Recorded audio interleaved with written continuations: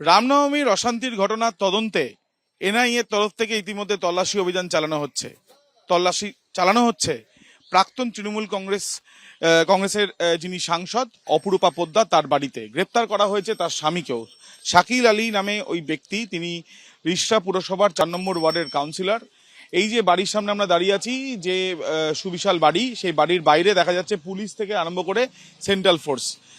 ছবিটা দেখাবো। এই বাড়ির আশেপাশে যেই জায়গায় এই গেট রয়েছে, গেট এবং এই যে গলির মুখেও সেন্ট্রাল ফোর্সের জওয়ানরা রয়েছেন। অর্থাৎ সম্পূর্ণভাবে এই বাড়িকে ঘিরে ফেলা হয়েছে এবং তার সাথে সাথে এনআইএর প্রায় 8 জন আধিকারিক তারা এই তল্লাশি অভিযান চালাচ্ছেন।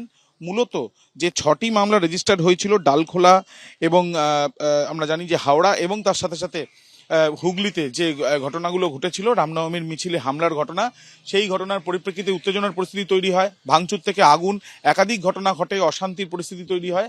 সেই ঘটনা নিছকই কাকতালীয়ভাবে নয় এমনটাই মনে করছেন তদন্তকারীরা। এর পেছনে রয়েছে ইন্ধন, এর পেছনে রয়েছে পরিকল্পনা, এবং কারা রয়েছে ইন্ধনের পেছনে সেটা জানতে চান তারা। সেই জন্যই তারা এই তল্লাশি অভিযান চালাতে এসছেন। এবং তল্লাশি অভিযান যখন চালানো হচ্ছে তখন এই বাড়িতেই শাকিল আলী উপস্থিত, এবং তার সাথে সাথে তার স্ত্রী অপরূপা পোদ্দার, তাকেও জিজ্ঞাসাবাদ করা হয়েছে।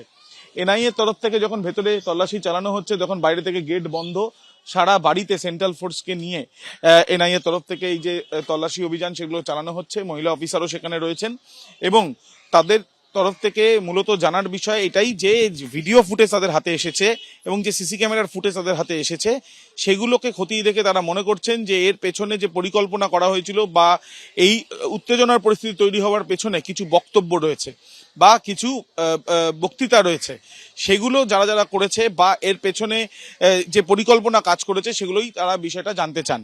এর আগে পুলিশের তরফ থেকে যে 2টি মামলা করা হয়েছিল রিষড়াতে, সেই 2টি মামলার পরিপ্রেক্ষিতে 7 জনকে গ্রেপ্তার করা হয়েছিল। তাদেরকে হেফাজতে নেয় এনআইএ।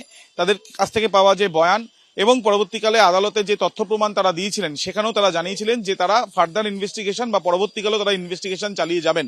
সেই তদন্তের স্বার্থেই এই তল্লাশি অভিযান, যেখানে আমরা দেখতে পাচ্ছি যে অপরূপা পোদ্দারের বাড়িতে জাতীয় তদন্তকারী সংস্থার আধিকারিকেরা গ্রেপ্তার করা হয়েছে তার স্বামীকে, যিনি তৃণমূল কংগ্রেসেরই কাউন্সিলর।